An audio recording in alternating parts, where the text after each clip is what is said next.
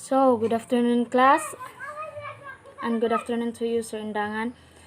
So, I am your instructor for this afternoon, and our topic is all about mathematical induction.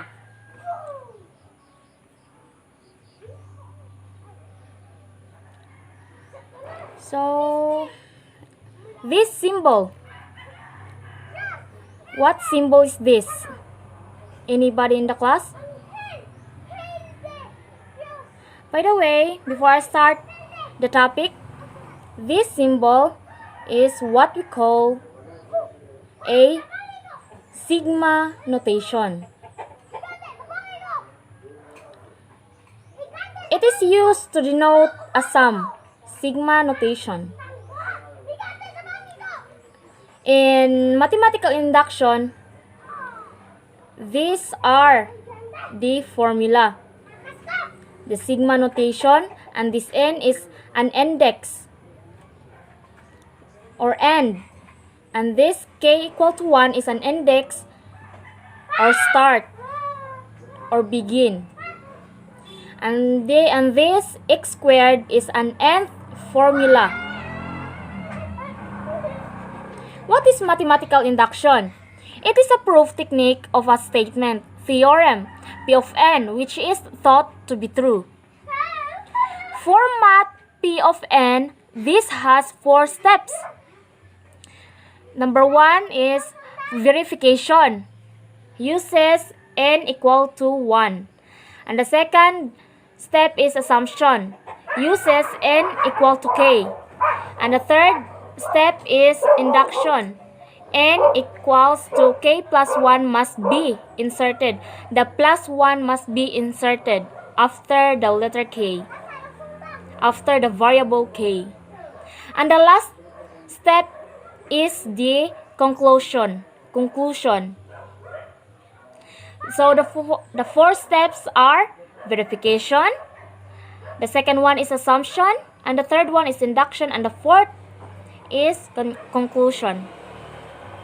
For example, prove that P of n is true for all non-negative integers. Non-negative means positive, with a summation of begins x equal to 1 and ends to n. X squared equal to n squared multiplied by n plus 1 squared all over 2. And this one of the properties of a summation. So for the solution, 1 squared plus 2 squared plus 3 squared plus dot plus n squared equal to 2 squared multiplied by n plus 1 all over 2. For the step 1, verification, n plus 1,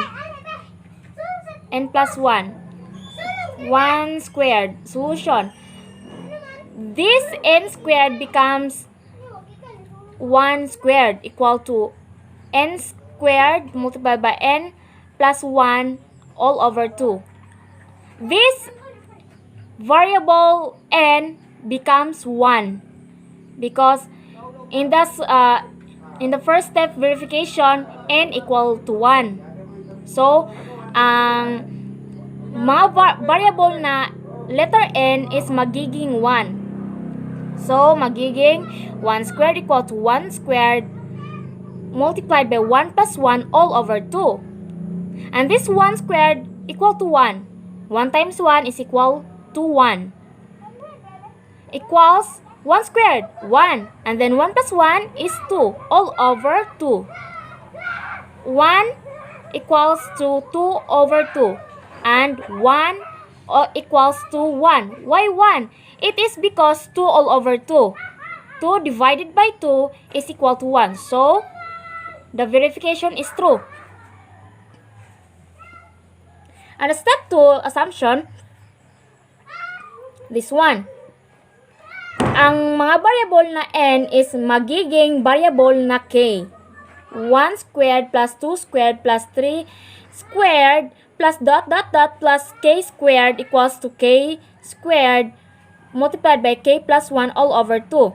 Ang n ay nagiging k. Step 3, induction. n equal to k plus 1 must be inserted or included. 1 squared plus 2 squared plus 3 squared plus dot dot dot plus k plus k squared plus k plus 1 equal to k plus 1 squared multiplied by k plus 1 all over 2. At nagiging, ang ito ay nagiging k squared multiplied by k plus 1 all over 2 plus k plus 1 equals to, this one must be k plus 1 squared multiplied by k plus 1 at all over 2 pa rin. Ang dito naman ay isi-simplify natin. So, nagiging k squared multiplied by k plus 1 plus 2 multiplied by k plus 1 all over 2 equals to k plus 1 squared multiplied by k plus 1 all over 2.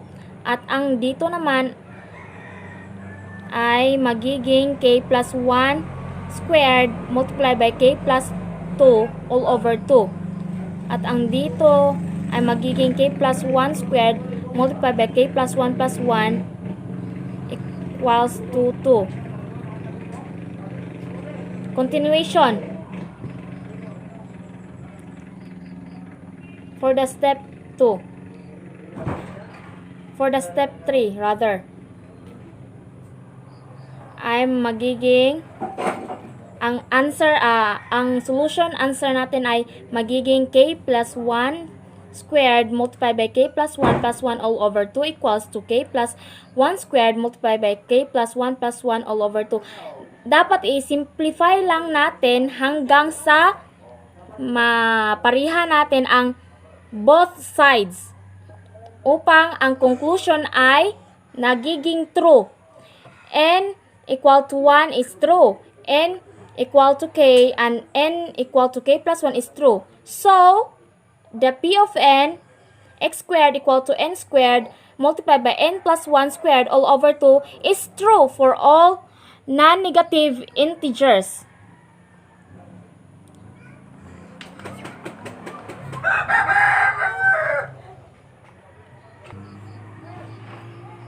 So, ang P of n natin ay nagiging true sa mga positive numbers or non-negative integers. So, that's all. Thank you.